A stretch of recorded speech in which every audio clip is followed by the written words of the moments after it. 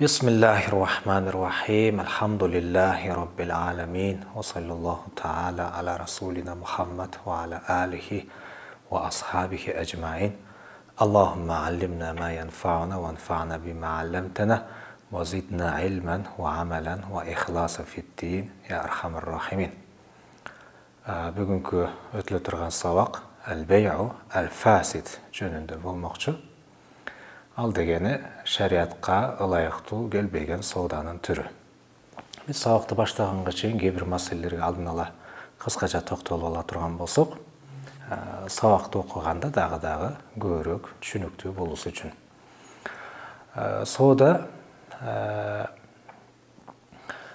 эмнени саткан болсо, анын ордуна бериле турган акчага карай, мисалы, мен могу телефонду сата турган болсом, телефондун ордуна эмне берип атат? Акча бериши мүмкүн, же бир буюм берүүсү мүмкүн. Ошого карай, аны биз саман деп айтабыз, ордуна берилип аткан нерсе. Саман. Саманга карай сауда бир канча бөлүктөргө бөлүнөт.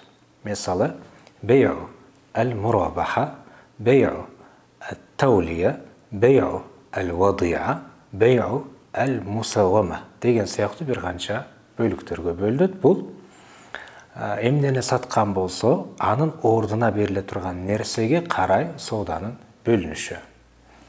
Эми кээ бир саудалар бар, ал шариатка ылайыктуу болуусу үчүн коюлган шарттар. Канткенде шариатка ылайыктуу болот, канткенде ылайыктуу болбой калат, аларга карап дагы бир канча бөлүктөргө бөлүнүп кетет. Аларды al-bey'u al-batil, же болбосо al-bey'u al-fasid деп айтабыз, же болбосо al-bey'u al-makruh деп айтабыз. Биринчиси al-bey'u as-sahih. Бир канча бөлүктөргө бөлүнөт дедик, канткенде шариатка ылайыктуу болот. Алардын биринчиси al-bey'u as-sahih. Бул шариатка толук ылайык келген сауданын түрү. Эгерде ылайык келбей калса, алардын даражалары бар. Al-bey'u al-batil, al-bey'u al-fasid деп мисалы. Бул имам Абу Ханифанын мазхабында шундай бөлүктөргө бөлүнөт. Башка мазхабтарда, мисалы, al-имам аш-Шафии рахимахуллах таала, алардын мазхабы боюнча сауда жалпылай эки эле бөлүккө бөлүнөт. Al-bey'u as-sahih, al-bey'u al-fasid. Аларда анткени al-fasid менен al-batildин айырмасы жок. Бизде as-sahih деген бар, андан сырткары al-batil, анан ага кошумча al-fasid деген сыяктуу дагы сауданын түрлөрү бар. Эми канткенде сауда as-sahih болот, канткенде al-batil болот, канткенде al-fasid болот. Аларга кыскача токтоло турган болсок, сауда шариатка ылайыктуу болуусу үчүн бир канча шарттары бар. Ал шарттары кандай? Эмнени сатып жаткан болсо, ал маал болуусу керек деген шарты бар. Маал дегенде анын аныктамасын мурдакы сабактарда айттык элек, азыр дагы кыскача токтоло турган болсок, маал дегени бул эмне? Алымдар ушундай аныктама беришет. Адамдар маал дегенге ушундай аныктама беришет. Адамдар эмнени маал деп биле турган болсо, ошол маал болуп калат дейт. Кээ бир алымдар ушундай бир шарт коет. Маал деген бул адамдардын көпчүлүгү же баарысы маал деп айтат десе, кээ бир алымдар айтат, адамдар кызыктар болгон нерсе дейт. Менде дагы болсо экен деп эңсейт, ага жетүү үчүн аракет кылат. Анын муктаждыктары үчүн сактап коюу мүмкүн болгон нерселерди маал деп айтабыз дейт. Ошол сыяктуу аныктамалар бар. Эми сауда шариатка ылайыктуу болуусу үчүн эмнени сатып жаткан болсоңуз, ал биринчи шарты маал болуусу керек. Маалдын аныктамасын азыр айтып кеттик. Экинчи шарты бар. Азыркы айткан шартыбыз фи шурути инъикадил бей'a. Сауда шариатка ылайыктуу болуп байлануусу үчүн бул эмне экен? коюлган шарт мәл болусы керек. Экинчи шарты бар, ал фи сиххатил бай'. Соода шариатка ылайыктуу болуп, сахих болуп байлануусу үчүн коюлган шарты бар, ал мукаввам болуусу керек. Эмнени сатып жаткан болсоңуз, ал мукаввам болуусу керек. Мукаввам дегенде аалымдар ушундай түшүндүрүшөт.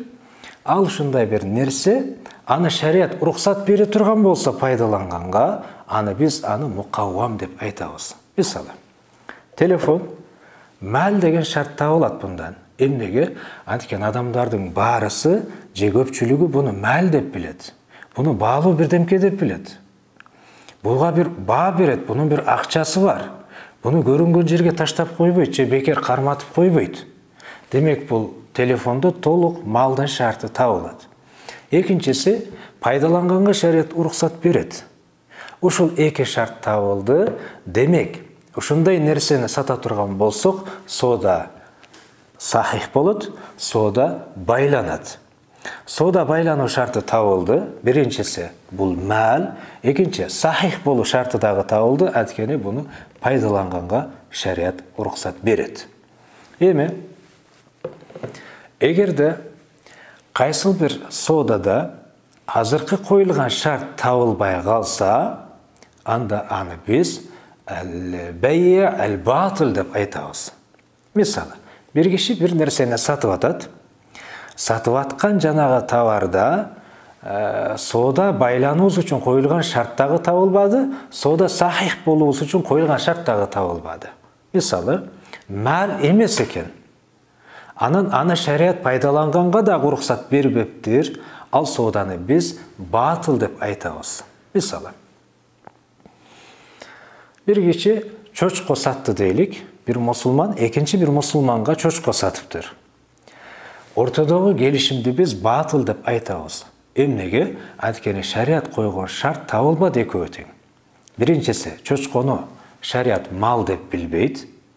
Экинчиси, шариат пайдаланганга да уруксат бербейт. Ушул экөө тең табылбады, демек соода батыл. Эгерде соодада азыркы биз койгон шарттардын бирөө табылып, экинчиси табылбай калса, анда биз ал-бай' ал-фасид деп айтабыз. Ал-фасид дегени башындагы аслул бай' табылат, бирок васфул бай' табылбай калат. Анткени биз асл бай', анын васфул бай' деген түшүнүк бар. Асл бай' дегенде рукнул бай'. Ал дегени келишип жаткан кишилер эмнени көздөп келишкен болсо, ошону биз аслул бай' деп айтабыз. Ал-маби'. Ал болсо ал-маби'. Сатылып жаткан товар. Бул аслул бай' деп айтылат. Анткени келишип жаткан кишилер ушуну көздөп келишип атат. Демек бул аслул бай', сооданын негизи ушул. Ушуга карап келишим болуп атат, буну аслул бай' деп айтабыз. Ордуна берилип жаткан нерсе бул васфул бай' деп айтылат. Эгерде ушул экөө тең табыла турган болсо, шариатка ылайыктуу болуп, анда соода сах болот, шариатка ылайыктуу соода болот. Экөө тең табылбай калса, соода батыл болот. Эгер бирөөсү табылып, бирөөсү табылбай калса, анда аны фасид деп айтабыз. Фасид көбүнчө эмне болот? Асыл табылат, бирок васыф табылбайт.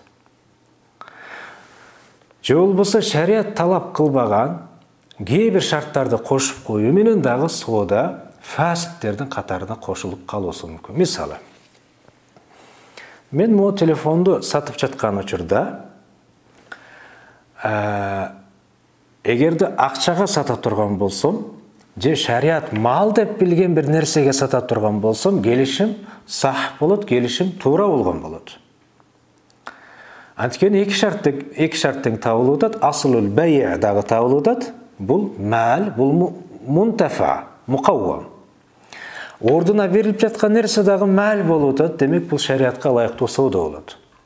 Эгерде мен телефонду аракка сата турган болсом, сооданы биз фасид деп айтабыз. Эмнеге?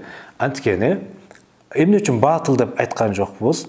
Анткени аслул бай' мавжуд. Aslul bey' табылып атат. Бұл мәл, бұл мұқаввам табылып атат. Vasful bey' да кемшілдік болып қалып атат. Vasful bey' дегені ордына беріле тұрған нәрсе, сәмән. Ал шариат талап қылған нәрсе табылбай қалғандығы үшін анда бұл сауданың фасид болуысына алып келеді. Ошон үчүн алымдар батыл саудаға ушундай бир анықтама алып келет. Аны сахих саудаға ушундай бир анықтама берет. Сахих сауда деген эмне десе, ма кана машруан би аслихи ва васфихи. Эгерде сауда башынан эле аслы дагы, рукнуль бей'и дагы, анан васфы дагы табылса, сауда сахих болот. Эгер экөө тең табылбаса, сауда батыл болот. Бирөө табылып, бирөө табылбай калса, сауда фасид болот. Азыркы сүрөттө сауда фасид болуп калды. Анткени васфында кемчилдик болуп атат. Телефонду аракка саттым, сауда фасид. Эмне үчүн батыл эмес? Анткени телефондун өзү мал мукаввам, мутакаввам. Эмне үчүн фасид болуп калды? Ордуна бериле турган нерсе, шариат талап кылган нерсе табылбай калды. Кемчилдик болуп атат. Кемчилдик васфында болгондугу үчүн сауда эмне? Фасид болуп калат. Ушулар жөнүндө иншалла айтып берет экен. Канткенде фасид болуп калат, анан аларга кандай мисалдарды берет, ушуларды иншалла катарынан окуйбуз. Анда кеттик. Кала ал-мустанниф рахимахуллах таала, ва нафa'ана Аллаху би'улуми, бабул бей' аль-фасид. Ва хува юфидул милк бил кабд. Эме. Биз жанатан бери al-bey' as-sahih, al-bey' al-batil, al-bey' al-fasid деп бөлдүк. Качан сауда шариатка ылайыктуу болуп байланса, би мужаррадил акд, келишүү менен эле таммал акд, келишим бүтөт дагы, саткан киши товарды берүүсү керек болуп калат, сатып алган киши акчаны берүүсү керек болуп калат. Шариат толук өкүмдөрүн жүктөйт. Сауда бүттү дейт дагы, сауда бүткөндөн кийин кандай өкүмдөрү бар эле, ошону эки тарапка тең мойнуна жүктөйт. Алар мойнуна жүктөлгөн амалдарды аткаруулары керек болуп калат. Бул эгерде сауда ал-бей' ас-сахих боло турган болсо. Эгерде сауда башынан эле батыл боло турган болсо, аларды кыскача түшүндүрдүк. Ага шариат өкүм бербейт эч кандай. Өкүм бербейт дегени берилген товар анын колунда аманат гана болуп турат. Эгер колго алган болсо, эгер колго ала элек боло турган болсо, анда саткан киши товарды сатып алган киши акчаны бергенге милдеттүү болбойт. Анткени келишим батыл болуп атат. Мисалы, бир мусулман экинчи бир мусулманга чочко сатты дейлик. Чочкодо шариат талап кылган шарттар табылбагандыгы үчүн келишим батыл болду. Эми келишим батыл болгондон кийин булардын ортосунда сауда жоктой болот. Чочкону саткан киши сатып алуучуга бергенге милдеттүү болбойт. Анткени ортосундагы келишим батыл болду. Сатып алган киши дагы канчага келишкен болсо, акчаны бергенге милдеттүү болбойт. Анткени келишим батыл болуп атат. Анткени келишим батыл болуп калса, ага шариат эч кандай өкүм бербейт. Эгерде сауда келишим фасид болуп кала турган болсо, аны айттык, каткенде фасид болуп калат. Би мужаррадил акд, келишим болуусу менен шариат өкүмдөрүн жүктөбөйт эки тарапка тең. Саткан кишиге, сатып алган кишиге мойнуна эч кандай жоопкерчилик, эч кандай милдеттемелер жүктөлбөйт. Эле качан жүктөлөт? Бил кабд. Эмнени сатып ала турган болсо, ошону колго алуусу менен ятамаллак. Эйлик кылып калат дагы. Сатуучу кишиге жанагы келишкен акчаны эмес, балким сатылган товардын кыйматы деп коет, баасын берет базардагы. Бизде ал-кыйма деген бар, бизде ас-саман деген бар, бизде ас-си'р деген бар. Кыйма дегени базар баасы, бул кыйма болуп калат. Ас-саман дегени эки тарап эмнеге келише турган болсо, бул саман. Ас-си'р деген бар, сатуучу киши кандай баа айткан болсо, ал си'р болуп калат. Эми эгерде келишим фасид боло турган болсо, анда келишим бүтөрү менен эки тарапка сооданын милдеттемелерин, өкүмдөрүн жүктөбөйт. Качан жүктөйт экен? Сатылган товарды колго алуу менен. Ошондо гана милдеттемелер жүктөлүп калат. Мисалы, могу телефонду бир киши мисалы экинчи бир кишиге аракка сатып атат. Могу телефонду аласың, мага 2 бөтөлкө арак бересиң деп келишти. Шарият бул келишимди фасид деп тааныйт. Өкүмү кандай десе, телефонду эгерде сатып алган кишинин колуна бербесе, ал колго ал элек боло турган болсо, шарият эч кандай өкүм бербейт буларга. Берелек болгон болсо, сен телефонду бербей деп айтат керек болсо. Келишимди бузгула дейт ошол жерден. Анткени ортоңордогу келишим фасид болуп калды. Кантип? Шарият талап кылган шарттар табылбагандыгы үчүн фасид болду. Эмнени сатып аткан болсоңуз, ага маал берүү керек эле. Шарият маал деп билген нерсени берүү керек эле. Мутакаввам болгон нерсени берүү керек эле. Аракты шарият маал деп билбегендиктен, мутакаввам деп билбегендиктен келишим фасид болуп калды. Эгерде телефонду 2 бутылка аракка келишип алып туруп, бирок телефонду колго ала турган болсо, ал киши жанагы 2 бөтөлкө аракты бербейт, балким телефондун базардагы баасы канча болуп атат, ошону бергенге милдеттүү болуп калат. Телефонду колго алуу менен буга эйлик кылып калат. Ошону айтып атат. Демек, да кыскача кайталап коелук. Келишим ас-сахих, аль-бей' ас-сахих деп бөлүнөт экен, аль-батил деген бар экен, аль-фасид деген бар экен. Эгерде келишим ас-сахих болуп, башынан шарият талап кылган шарттар табылып, шариятка ылайыктуу келишим боло турган болсо, бул сахих өкүмү. Келишим бүтүүсү менен дароо экөөнүн мойнуна жоопкерчиликтер жүктөлөт. Саткан киши товарды, сатып алган киши акчасын бергенге милдеттүү болот. Кайсы акчага келишкен болсо, ошону бергенге милдеттүү болот. Аль-батил деген бар экен. Келишим бүткөн болсо деле шарият буларга эч кандай өкүмдөрдү бербейт. Эч кандай жоопкерчиликтерди жүктөбөйт. Ортолорундагы келишим батыл болгондугу үчүн. Эми аль-фасид деген бар. Ал келишим бүтүүсү менен шарият өзүнүн өкүмдөрүн жүктөбөйт. Качан жүктөйт экен? Товарды колго алуусу менен. Сатып алган киши колуна алып ала турган болсо, ошондо гана эйлик кылып калдың деп айтат.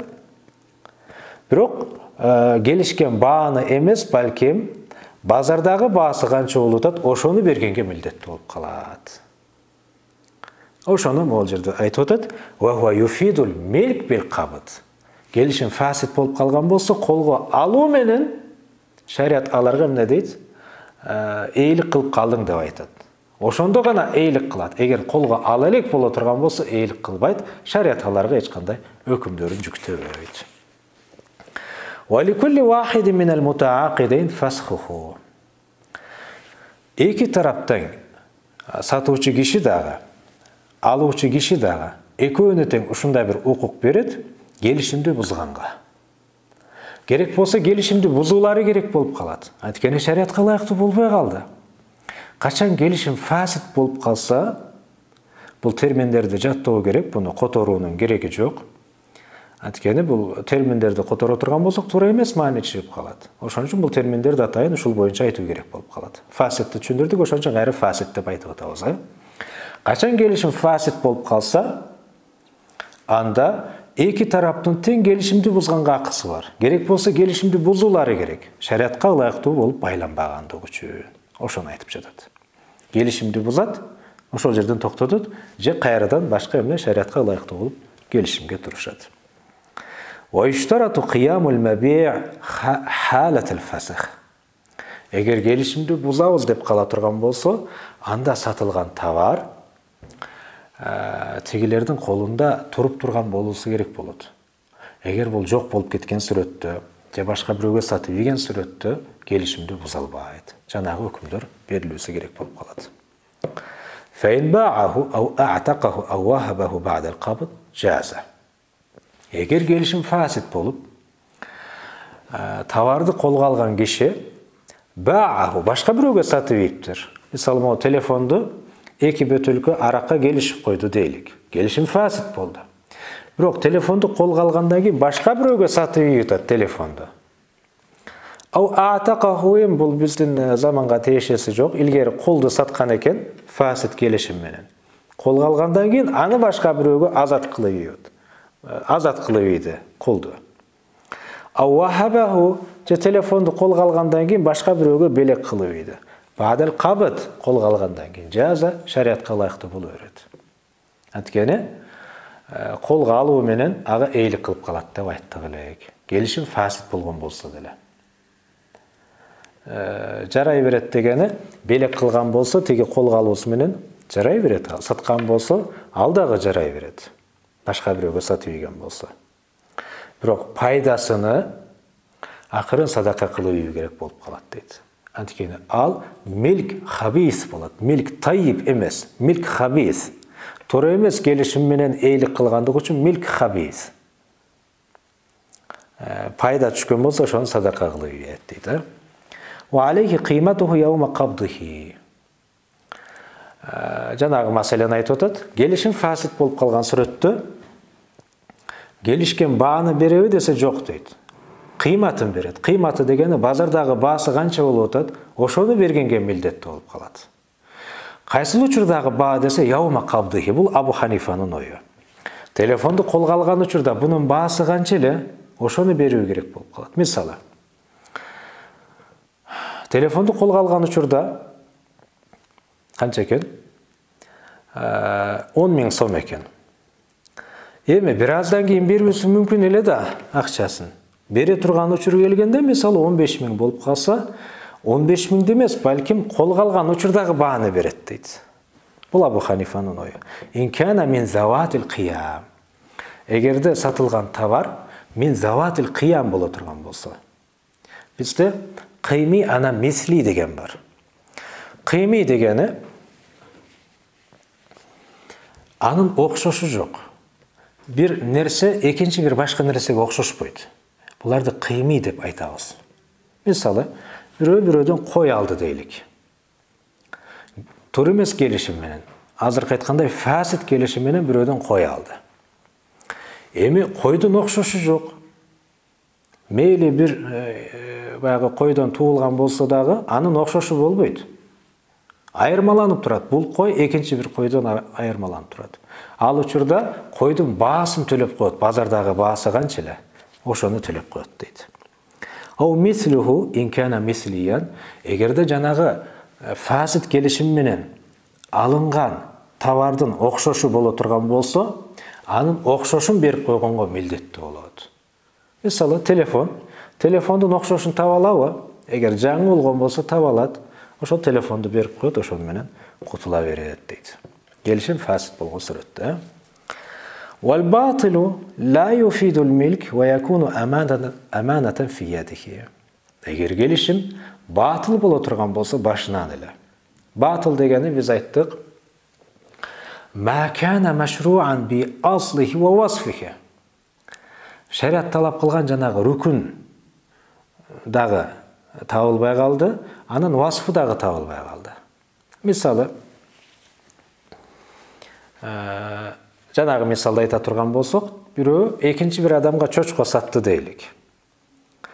Чочконы шариат мәл деп білбейді. Бірінші шарты табылбады демек. Екіншісі пайдаланғанға дағы шариат рұқсат бербеген. Екеуі тең табылбайды. Же сатылып жатқан товар дағы, анын ордына беріліп жатқан нәрсе дағы емне болотады. Шариат талап қылған шарттар табылбайды. Мысалы, чочконы араққа сатты дейлік. Бұл тараптан дағы табылған жоқ, бұл тараптан дағы табылған жоқ. Аслы дағы табылбады, аслы дегені мәбия, сатылып жатқан товар. Васфы дағы табылбады, васфы дегені ордына беріліп жатқан жанағы сәман, басы. Алдағы шариат талап қылған шарттар табылбағандығы үшін келішім батыл. Эми келішім батыл болған учурда шариат ешқандай өкім бербейді аға. Сатқан кишиге чочконы беруің керек, тегіге арақты беруің керек деп айтпайды. Башынан эле келишим батыл болгондугу үчүн. Ошону айтып жатат. Вал батылу ла юфидул милк ва якуну аманатан фи ядихи. Эч кандай мүлк эмне кылбайт экен? Пайда кылбайт.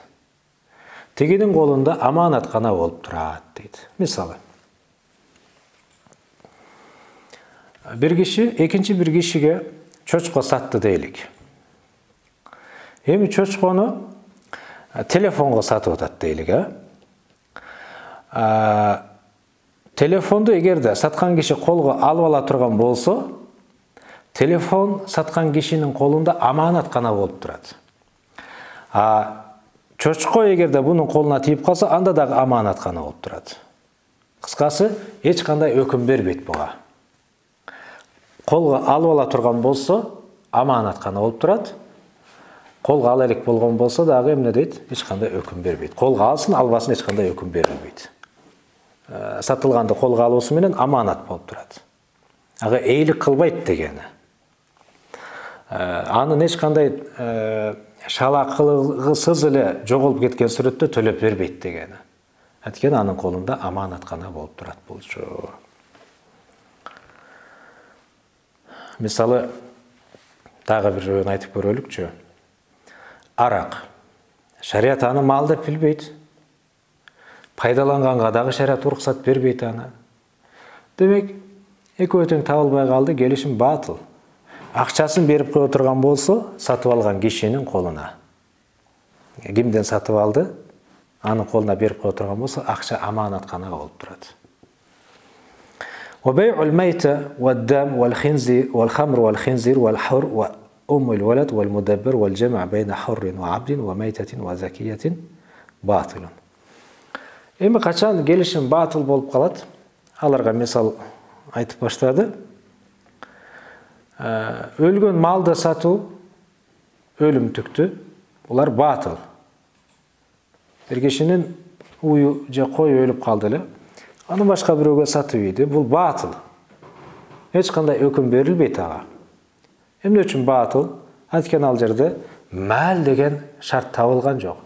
Өлгөн малды эч ким мал деп билбейт аны.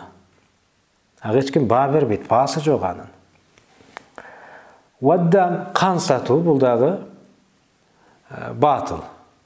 Шарият ага эч кандай өкүм бербейт. Соода кылды деген өкүм бербейт.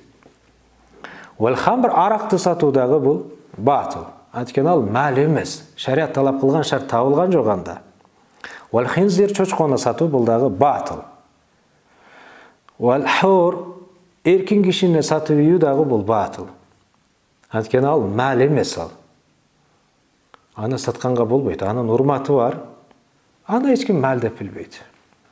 Ва уммул валад, илгери кулдар бар болчу. Уммул валад дегени кожоюну күңүнөн балалуу болуп калса, жанагы күң дароо уммул валад деген даражага көтөрүлөт дагы, аны кийин башкаларга сата албай калат. Вал мудаббар. Мудаббар дегени кожоюну кулу менен келишим түзөт. Мен өлгөндөн кийин азат болосун деген келишим болот экөөнүн ортосунда. Ал жанагы мутлак кулдан мудаббар деген даражага көтөрүлөт дагы, аны дагы сата албай калат. Вал жама' байна хуррин ва абдин, же эркин киши менен кулду экөөнүн бириктирип туруп сатып ийиптир. Бул келишим дагы батыл болот. Ва майтатин ва закиятин. Өлгөн мал менен бисмиллахи Аллаху акбар деп союлган малды экөөнүн этин сатып ийиптир. Бул келишим дагы батыл. Шариатка ылайыктуу болуп байланбайт. Ва бай'ул мукатаб батилун. Бул дагы илгери кулдар бөлүнөт болчу. Абед, ал-мутлак, ал-абед, ал-муқайят деп мисалы. Кожоюн менен кулдун ортосунда келишим болот. Мынча акча таап келген болсоң, мен сени азат кылам дейт. Бул келишим ал-мукатаба келишими. Ушундай келишимге турган кулду дагы сата албайт. Илля ан южизаху фаяжуз. Бирок кул эгерде макул мени сата бериңиз деп макулдугун бере турган болсо, ошондо гана сатканга болот. Анткени ал учурда кул өзүнүн алсыз экендигин билдирген болот. Жанагы акчаны бере албайт экендигин билдирет дагы, ошондо соода шариатка ылайыктуу болуп байлана берет. Кийинки.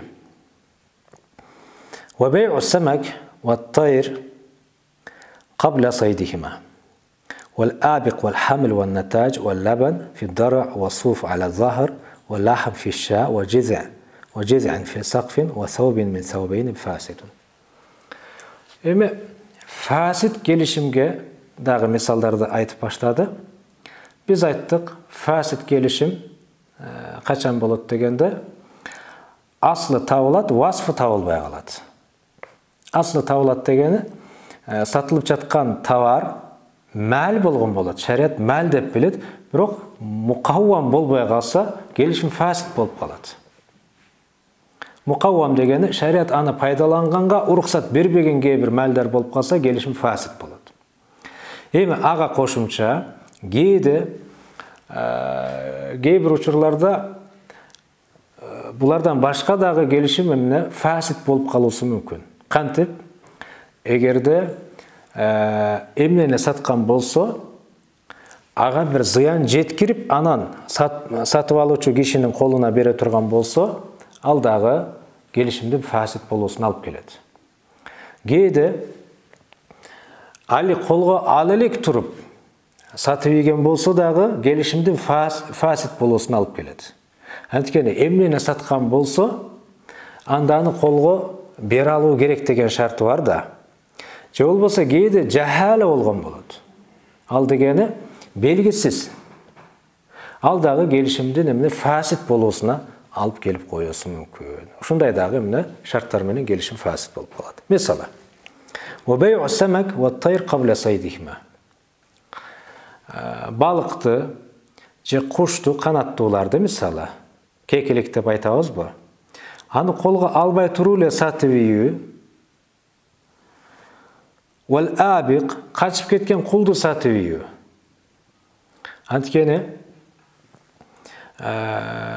эмнени саткан болсо, аны сатып алуучу кишинин колуна кармата алуу деген шарт мин шурути сихха болчу.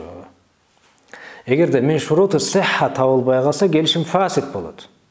Эгерде мин шурутил инъикад табылбай калса, келишим батыл болгон болот. Азыр айтып жаткан шарттардын баарысы мин шурути сихха болгондуктан келишим фасид болот. Мынакей.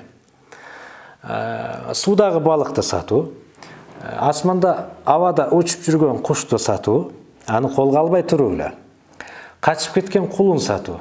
Буга бир мисал айта турган болсо, качып кеткен койдун сатуу. Колго кармай элек болчу, качып кеткен болчу. Ошону саттым деп айтат экен. Вал хамал же уйдун же койдун курсагында турган баласын саттым деп айтат. Ван натаж, ал хамил деген бар нерсе. Жанагы курсагында турат да, көргөз айтат. Бар дегени ошол бала деп ойлойт эми. Балким анын ичинде жоктур. Бирок ошол ичи чоңоюп турган болсо, ошонун ичинде торпок бар деп билет, мисалы уйду. Ошону сатуу дагы келишимдин фасид болуусуна алып келет. Эмне үчүн фасид болуусуна алып келет? Анткени ал барбы жокпу Кудай билет ал. Тирүү төрөлөө же өлүк туулабы Кудай билет.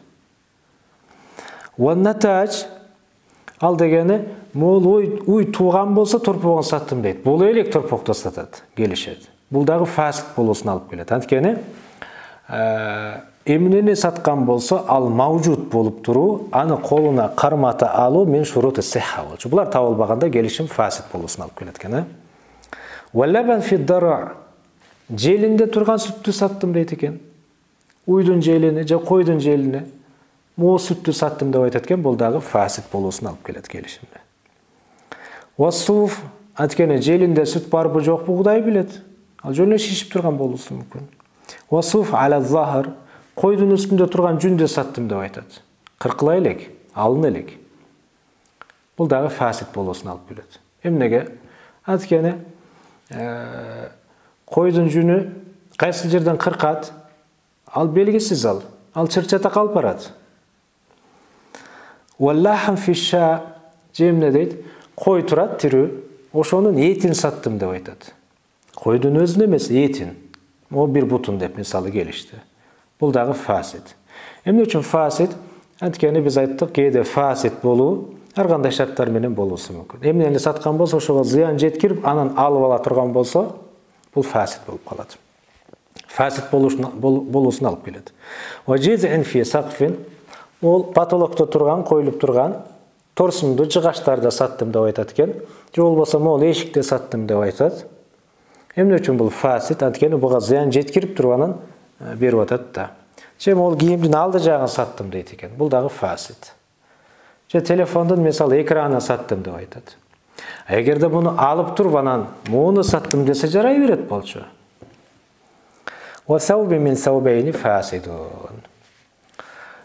Мол эки китеп болсо буну же буну деп айтпайт экен да, экөөнүн бирөөнү саттым дейт экен. Экөө эки башка болгон сүрөттө келишимдин фасид болуусуна алып келет. Анткени жахала бар бул жерде, кайсыл бири? Тандаганы келгенде экөөнүн ортосунда чырчы болсу мүмкүн. Мен мону айтканмын дейт, тегинсе жок, мен мону ойлогонмун дейт. Булардын бардыгы келишимдин фасид болуусуна алып келет дейт. Саллаллаху таала аля расулина Мухаммад ва аля алихи ва асхабихи ажмаин.